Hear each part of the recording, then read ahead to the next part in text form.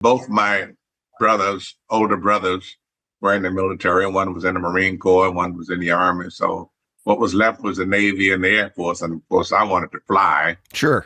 Right. But eventually, I'm going to be a jet pilot. That's what I'm going Hot to shot do. jet pilot.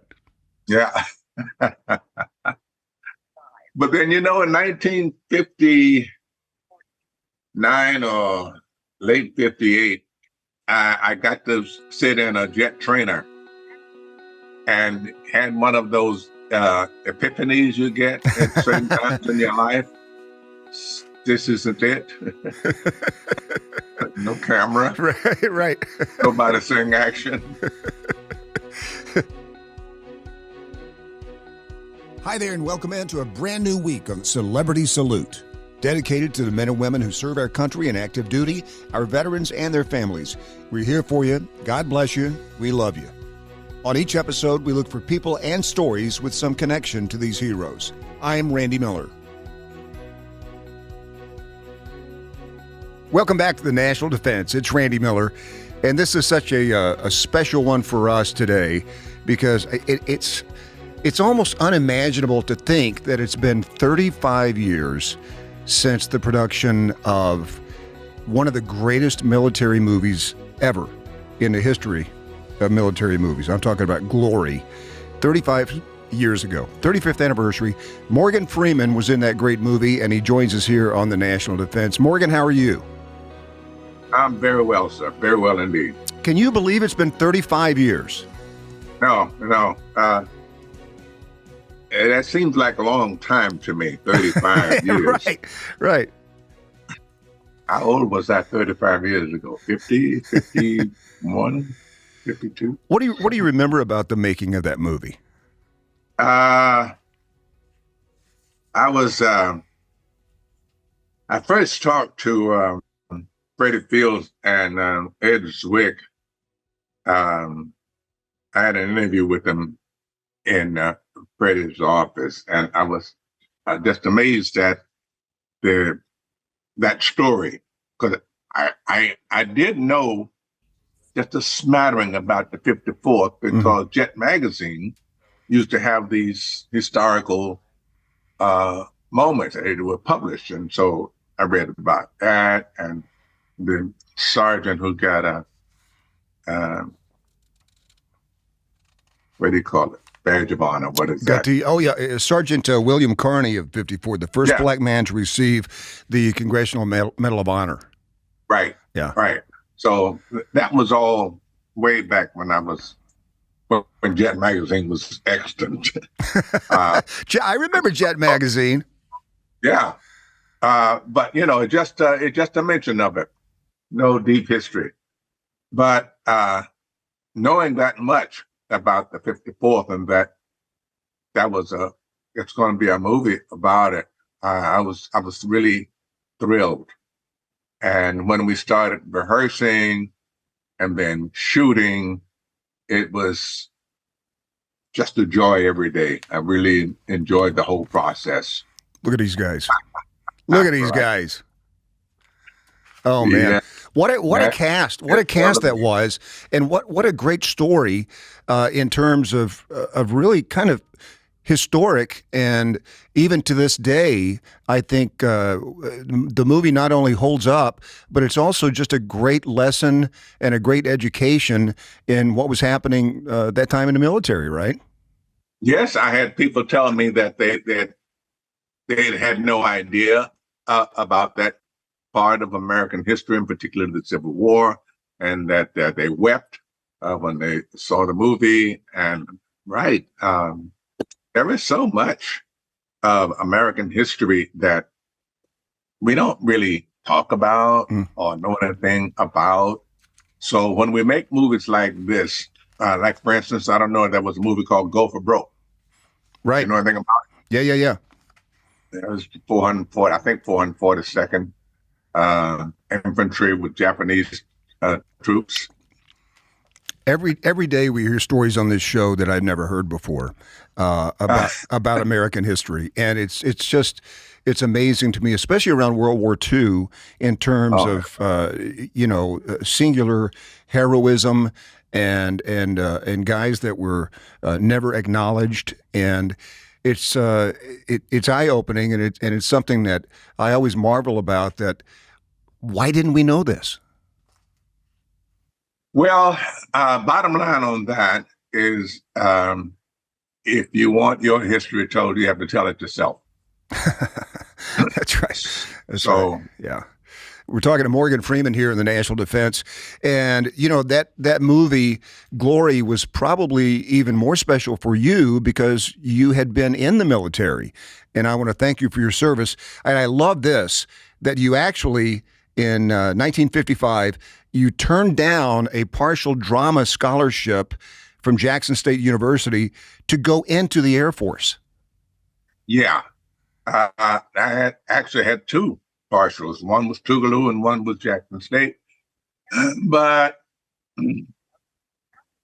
I couldn't figure out how that was going to advance me if I took partial scholarships in Mississippi. I needed to get away. And the idea of joining the military, travel,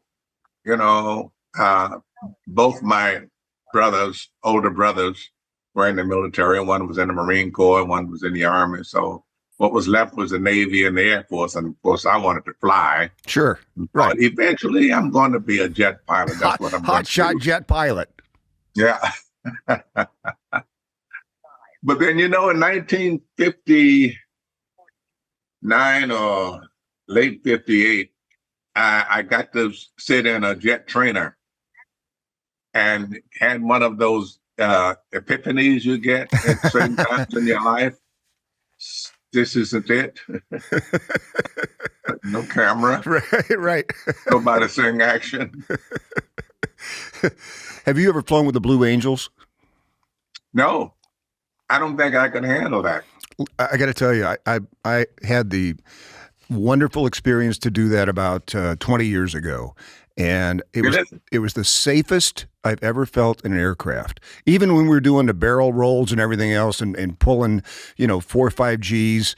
That's the part I'm thinking I really couldn't, because I did fly with some members of the Air Force and trainers and pulling Gs. And it didn't have a G suit on. Actually. Now, did you do the hook maneuver? That's what they taught us to do, was when they start pulling the G's, you go, yeah. Well, no, not that. So just take a breath and then push down. Hold on. They didn't put us through the stuff that the Blue Angels go through. So I don't think they were challenging us to pass out. Well, I barely held it together, but it was, man, that was just an experience of a lifetime. And it's so funny to me. So we don't think of Morgan Freeman as a dancer. That's not the first thought that comes to mind when you say Morgan Freeman. But you worked as a dancer at the 1964 World's Fair. Have you been dancing all your life? No, I was with a repertory company in San Francisco in 1961 and 2. And I met a dance instructor who just intrigued me, and I started going to his classes. He was teaching at the studio there in San Francisco. And I started, and I just kept it up. I moved from there to New York, and I moved from San Francisco to New York as a dancer.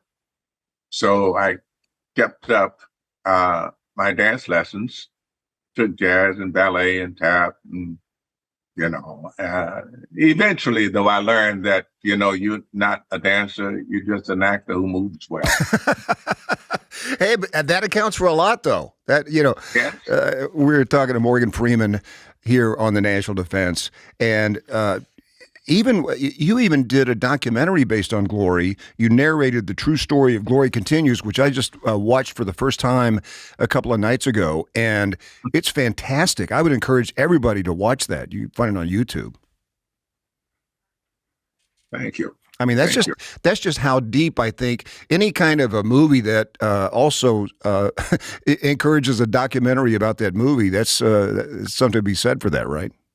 Absolutely, I think so too. That it was, after all, a very important movie, Yes. as you are so wonderfully glorifying. Yeah, and continues to be too. That's that was a huge year for you. That was also Driving Miss Daisy that year.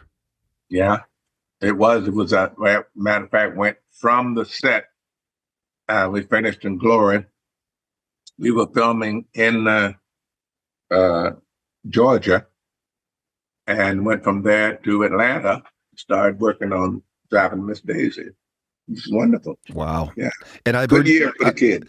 yeah, I would say, and I've heard you say that that was a pivotal year for you, and I just heard you say that on what was the TV show about miracles that you did, where you pretty much traveled the globe and investigated all these things that had happened. The story of God. Yes. Oh man, That's what you're talking about. that was so good, and the people that you interviewed were just. I mean, you went to the Vatican. You went to.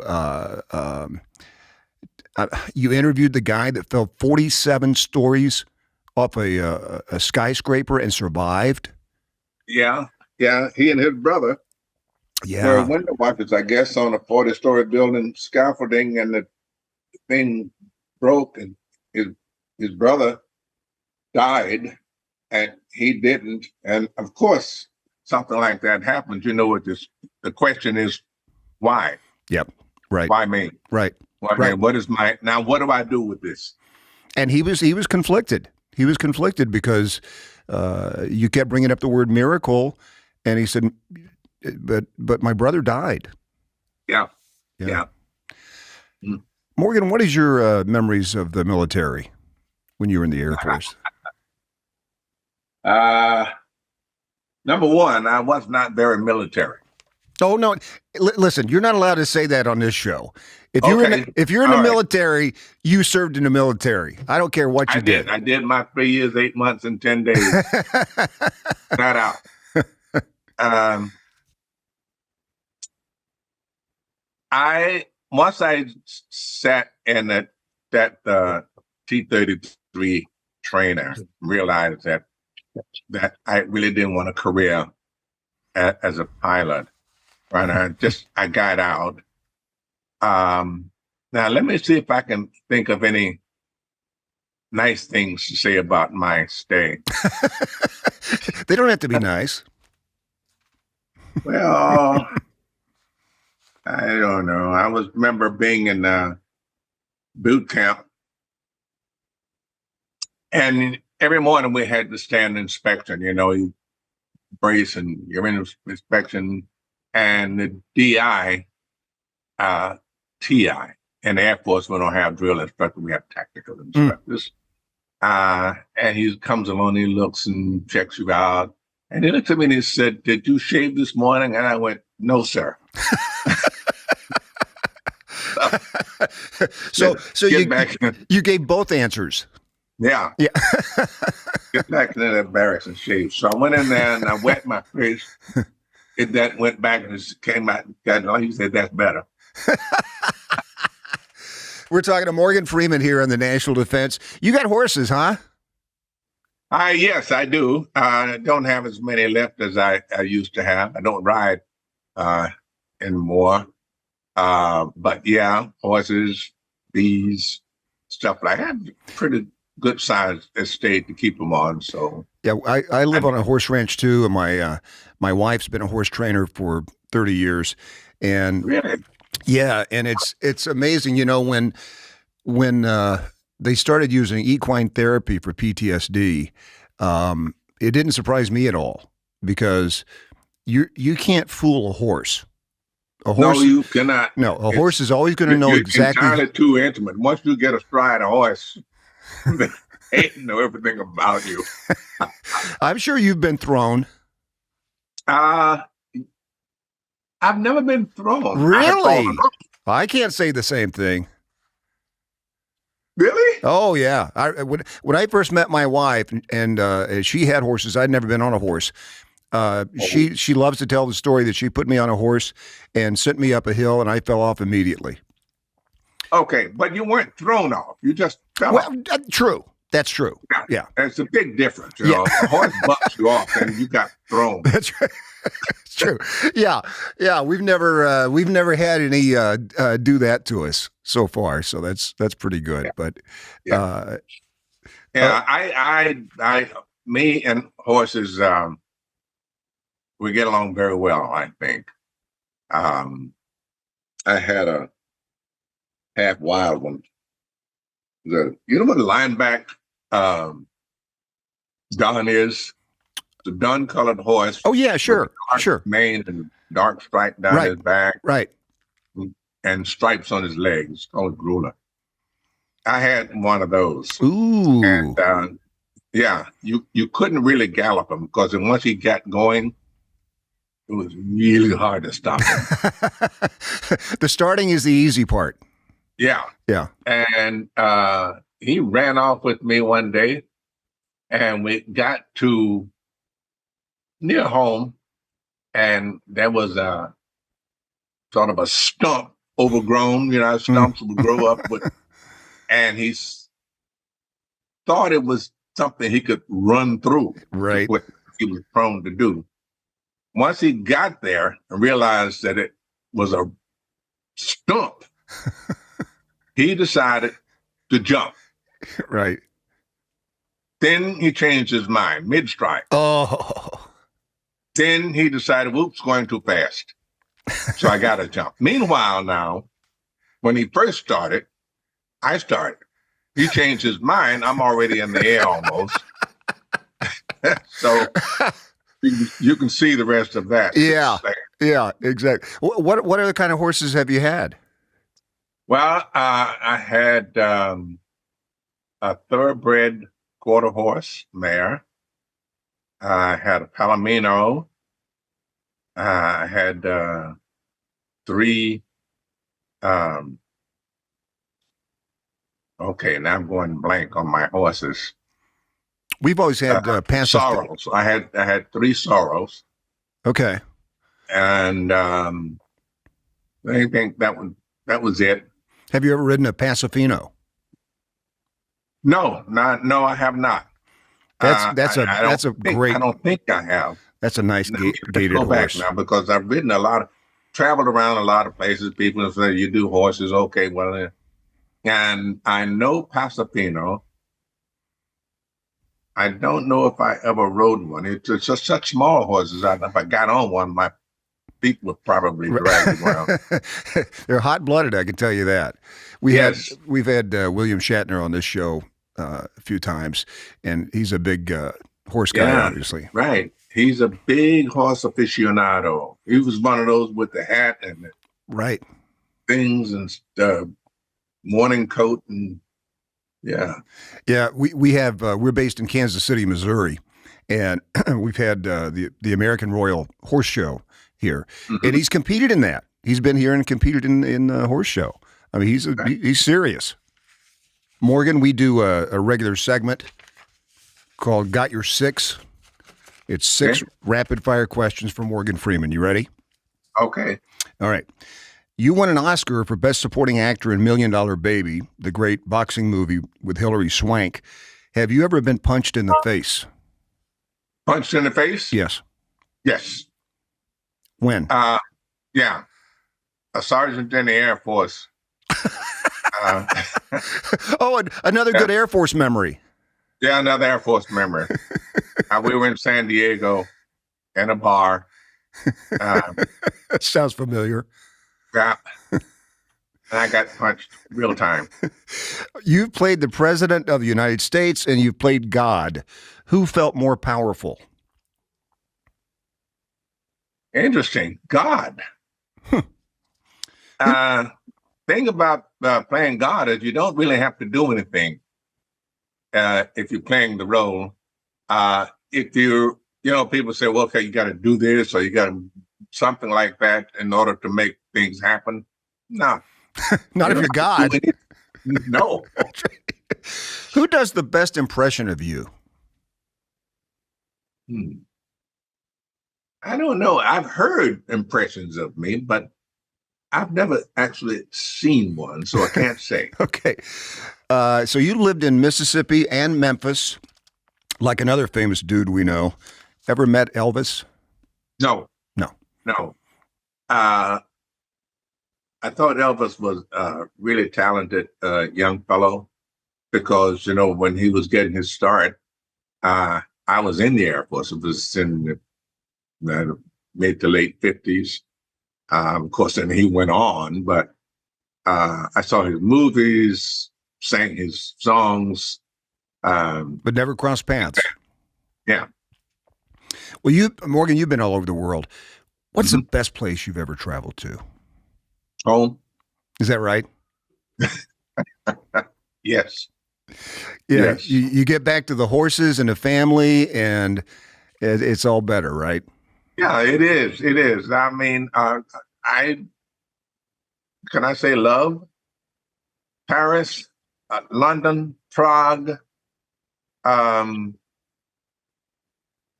Spain, all of Spain, Portugal. They're lovely places to visit. Really lovely places to visit. But that saying there's no place like home's a fact. You've never been to Knob Nostra, Missouri. Really? That's the home of the Whiteman Air Force Base where they have the B-2. Oh, man. Morgan, think that's a target, huh? Man, I want to thank you so much for the time. Thank you for your service, obviously, but thank you for such a great movie as Glory and all the other stuff that you've done. Just really appreciate your time. Thank you, sir. Very, very nice talking to you, I tell you. Thank you. We'll be right back here on the National Defense. You've been listening to Celebrity Salute. Celebrity Salute is produced by Brainstorm Media and distributed by National Defense Network, with host Randy Miller and executive produced by Nate Herron. Be sure to visit us at nationaldefensenetwork.com. This podcast is available on Apple Podcasts, Spotify, Google, or wherever you get your podcasts. You can also say, Alexa, play the National Defense Network podcast.